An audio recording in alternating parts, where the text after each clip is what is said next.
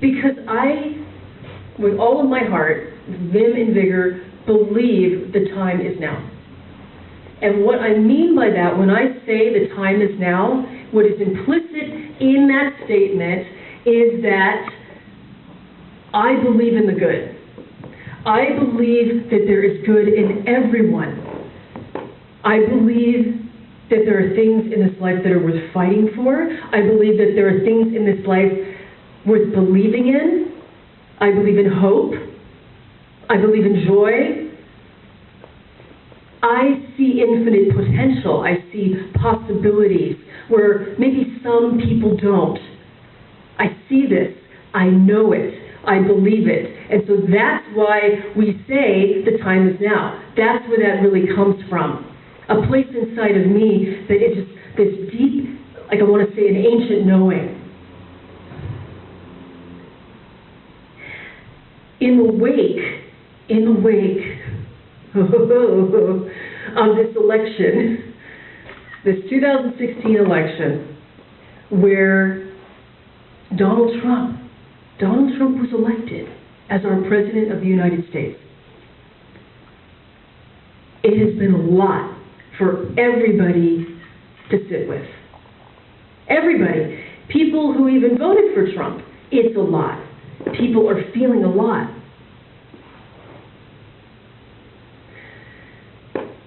One of the things I've been doing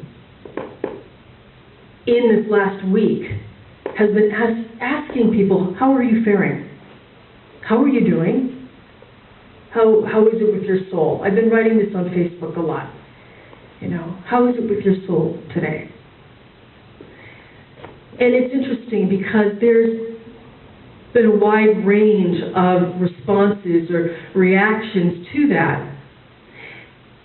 There's something that, there's the Trump supporters say, folks that voted for him that really see the potential that I just spoke of, and the possibility, and the change. And so they're excited, and they're joyful. And then there's people that were not supportive of Trump, that did not vote for him, and maybe even voted third party. And they actually have an excitement and enthusiasm as well. Because why? Because they see that now no longer can we hide. That the veil has been pulled back, and that we're seeing the man behind the curtain, so to speak, going, and there's an invitation, if you will, to wrestle with the shadow in ourselves, and then the shadow that's in this country. That's been going on. So people are looking at this as like a real opportunity to almost cleanse, to almost cut away the fat that is no longer needed, that hasn't been needed. So you have those people too. And then you have people that have been really grief-stricken. People that are going through some form of like a grief process.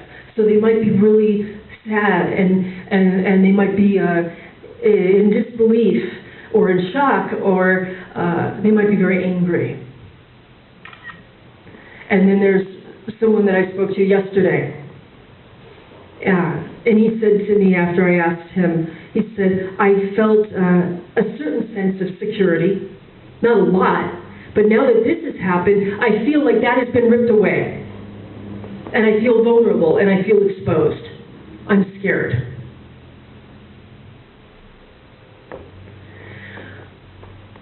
I'll tell you about how I feel, if you're interested. And this is something that I haven't wanted to do, because as a pastor, you kind of always have to be considered okay. Everything's got to be, well, this is my own thing. This is my own trip that I can get into. And I am okay. I will start with that. But I am sad. And more than that, I am really angry. And I'm really okay with that. Because I feel I'm having a very healthy response to something that is not healthy. So I feel anger. And like I said, I'm okay with that. And I also feel a tremendous amount of hope. The hope that I have talked about for the years that I've been doing this work has not wavered. the candle that is ever in that window burning bright is still there.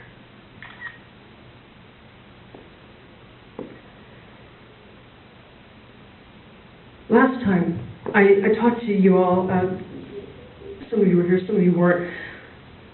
We've been in this HopeCycle series, right? So last time I invited you and I said, imagine this. Imagine that you're in the desert and that you're crawling. And that you're crawling through this desert, and that you might be having, in fact, a very dark night of the soul, as they call it, or you just might be in a place of real, utter confusion, and that at some point you see what? You see a spark, a divine spark, and that spark is hope. That's the first stage. That's the first stage of this HopeCycle. But last time I took it a step further, and I said that from this place where you're still in the dark night of the soul, you do see the spark, you recognize it as true, and you see it, and you acknowledge it. Then there's something extraordinary that happens, and that is that I invited you to what? For those of you that might recall, to lift your head up and to be a witness to this holy curiosity. I said, be wholly curious. This is the part in the HopeCycle in your spiritual journey, or spiritual initiation, if you will, that we all go through if we say yes to it, where we can be wholly curious. Wholly curious. And what I talked about was ask questions that are uncomfortable. Ask questions, lean into something with a radical receptivity. So the things that we might not understand, and this is a wonderful example of how the heck did this happen, to be wholly curious, to ask, how and why, to lean into these places of uncomfortability. Now there was something that I said that it was very important before you even go into that holy curiosity, and that was this. Do not forget who you are, or better stated, remember who you are. I say it all the time for a reason, because when you have this knowing, when you just know, I am made in pure love, I am made in the image of God, Imago Dei, however you like to say it, we'll go with pure love tonight. I am made in pure love. You have this feeling you're completely, it's like a blanket, and you're just secure in that, and you're resolute in that. There's a resolve. And so it's easier to ask the questions. It's easier to lean into the uncomfortable without getting waylaid. You know what I mean? Does anybody know? Yes. You know. So, this holy curiosity is what we need tonight. Because before we can go any further, we have to be thinking in this way. We have to be challenging ourselves in this way. Because the next step, the next stage, is where we are no longer like this, crawling or looking. We are actually going to rise. We rise. We rise. We rise in love. We rise for love. And we rise with love. This is our divine birthright. This is where we get to come home to.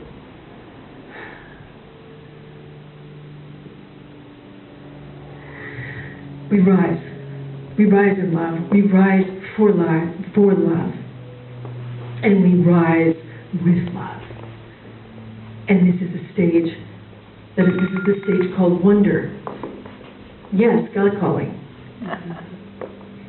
This is a stage called wonder, because there's a wonderment that fills our spirit, that fills our being when we rise like this. Take a breath and breathe in.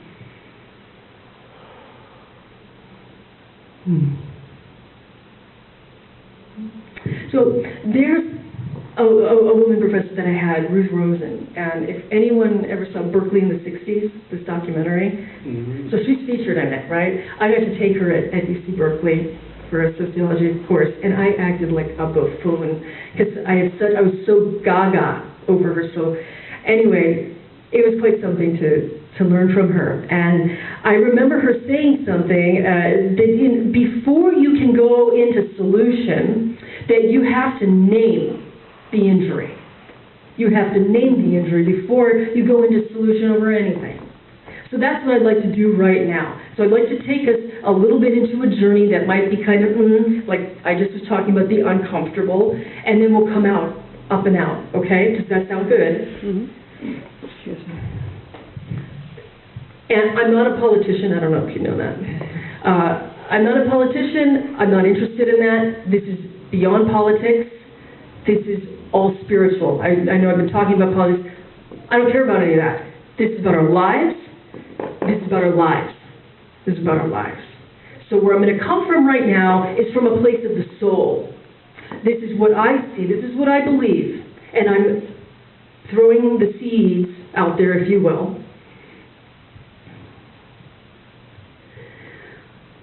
Massive. It's massive. Okay. Yes. From the moment we were little kids, okay? Think about, we're going back, you're a little kid. From the moment you're a little kid, little child, it's like we've been taking, sorry to say this, it's like we've been taking a course called Violence 101. And so there's images, and there's things, there's events, there's people, there's institutions, there's structural settings, all of these different things that have been intruding, impeding, inflicting upon us, and this is violence. This is violence. And what happens? What happens is that we become conditioned. We become conditioned, we begin to normalize. We legitimize. There's certain things that happen, and if you think about how crazy it is in its way, and you step back and say, that is crazy. But it's what happens because we've been going along. It's like the pebble in the shoe, you know? It's like we have this pebble in our shoe, and if you took it out, it would be like, oh my gosh, wow, that was really crazy that I was walking around with that pebble in my shoe. That was really, like, nutty. You get my drift, yes? Yes. So we've been in this class called Violence 101. Life goes on. You know? And so, you know, we're all on the spiritual path here. So you're on your spiritual, you know, you're awake individuals. But I bet, if we're really honest, that there are pockets of ourselves that we might not even realize where we accommodate some form of violence, and it could be something really small. Mm-hmm. Something I say that I don't even mean anything by. And now let's for a moment remember, this is a great definition that I learned when I was working for Pace Bene, a nonviolent nonprofit service. The definition of violence, according to Pace Bene, is any physical, spiritual, verbal, emotional, structural, attitude, act, behavior that diminishes, dominates, or destroys yourself or someone else. That just opens up a whole broad expanse. So it doesn't have to just be obviously like, I hit you, that's very overt. No, it could be like I say something and, a racial slur. That's become now more obvious. But maybe it's something else. Maybe it's that I walk down Telegraph Avenue and there's a homeless person. There's a street folk there right there. That is violence. Homelessness is violence. It's structural, but it's violence. Yeah.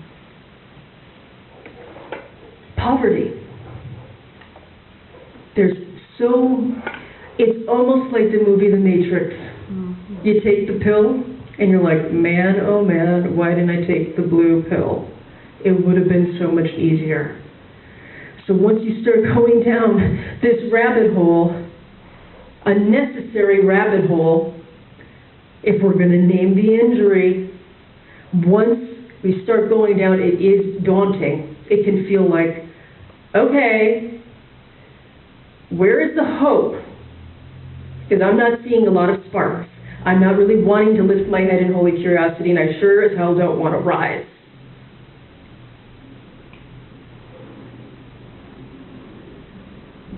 There are ways that not only, there's these different kinds of violence, but there are ways that we meet violence. There are ways that we meet it. And sometimes, again, it's not just counter-violence, like where I meet violence with violence. Sometimes it could be that I accommodate it. As a woman, say, maybe I accommodate it, like I disempower myself, There are tons of ways we can accommodate violence. We enable it. We don't say anything. Someone says some kind of remark about a person of color. Again, I'm picking that. And we don't say anything. We're just like, well, that doesn't, okay, I'll be silent. Or say, we avoid. The second other way is we avoid violence. So, again, taking this example, you're going down the street. Now say you see like a couple and they're fighting. And it looks like it's going to come to blows, and it does.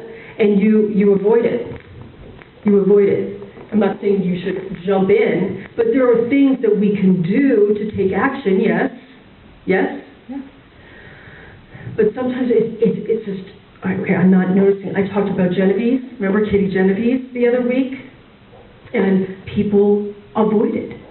They avoided a situation. They heard someone screaming for her life. Accommodation, avoidance. And yes, the third form would be counter-violence, where you meet it head-on. You become violent. Gandhi used to say something interesting about that, though. He used to say, for those of you that may not know this, that he would rather work with a violent person because there's more material there. There's more chance for transformation, for almost like reaching them and pulling them up to the next level, which I'm going to get to in a second, versus someone that is accommodating, avoiding, the apathy of Generation Xers, which I'm part of. There's a lot of apathy in that generation. So there's something about that fire and about that anger that can be harnessed and that can be used. There's something about that to raise it up, of course, quite a few frequencies and another vibration. So this is where our work comes in. This is where we come in, the fourth way. I named these 3 ways: accommodation, avoidance, counterviolence. The fourth way, my friends, is the revolution of love. I said earlier, what are we doing here? What is this about? I've gotten very clear in this last week on a few things. Not that it wasn't clear before, but I've gotten very clear about the place that this revolution of love has and why it matters and why it's important. Even if it's just however many of us in this room. I don't care. It matters, my friends, it matters. Because there's some reason you came here, and I know, again, I know there's a part in your soul, you are committed to peace. You are committed to transformation. You believe in these things. You believe in harmony. You believe in love. You believe in these things, don't you?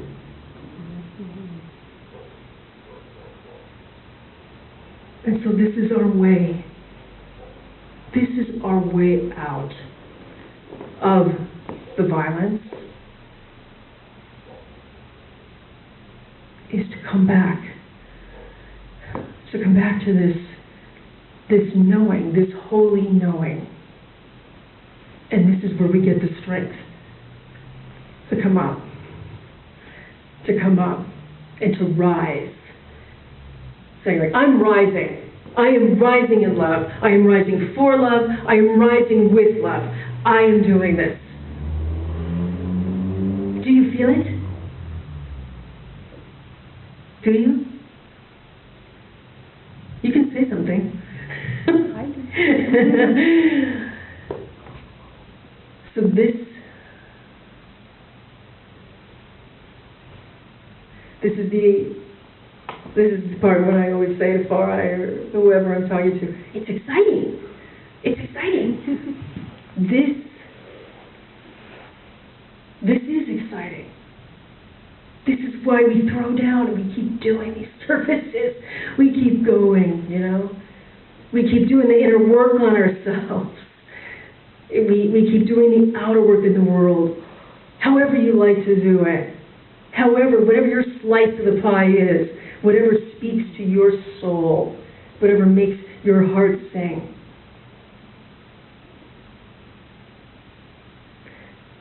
I give thanks. I give thanks for each of you coming into this room tonight, saying yes. I think it might be hard for people in this period of grief to be here, to be in a place of more contemplation. I think you're very brave. I think we are very brave. I believe that, and I would like to say, stay brave, stay strong, so that we may continue to rise. Continue to rise in love, with love, for love. That is my humble prayer. That is my blessing for each of you tonight in this space. And so it is. And so it is.